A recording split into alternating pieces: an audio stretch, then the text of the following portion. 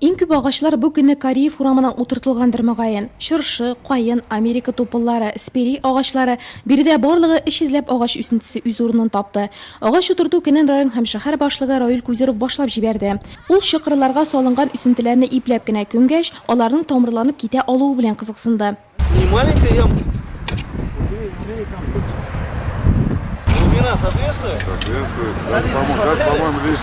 Чынлап та агач утырту көннәре шәһәребездә еш оештырыла. Тик утыртылганнарның еш кына кырып ятуын яки кәкрәеп, бөкрәеп, ямсызланып үсүен күрергә мөмкин. Бу көнне 2000 агач утырткан Трак коммуналь хуҗалыгы идарәче компаниясе муниципаль унитар предприятиесе белгечләренең моңа үз карашы. Сентябрь, октябрь это самый такой. Сентябрь-октябрь айлары агач утырту өчен иң кулай вакыт. Салкыннарга кадәр алар тамырланып өлгерәчәк. Көн сайын су сибәчәкбез.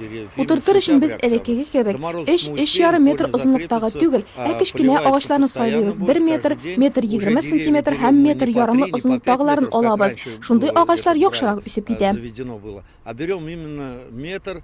Лидок Боз сарае, җир һәм милкәт мөнәсәбәтләре палатасы, үзәк китапханә, архитектура һәм шәһәр төзелеше бүлеге, мәгариф һәм мәдәният хезмәткәрләре, авыл хуҗалыгы һәм азык-төлек идарәсе белгечләре Кореев урамы бу көнне кырмыска күчен хәтерләтте. Һәркем шәһәр йөзен матурайтуга өлеш кертергә тырышты. Агач утырту бик кирәкле эш. Яшеллек бит инде һәрберебезгә кирәк. Яшеллек утыртсак бит инде файдалы да.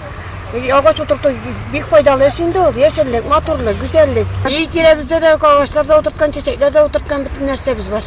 Ям-яшел матурлык ичендә яшибез. Саф һавада файдалы эш башкарып узган ял көненнән агач утыртучылар канәгать калса, әлеге микрорайонда яшәүчеләр шатлыгын белгертергә ашыкты.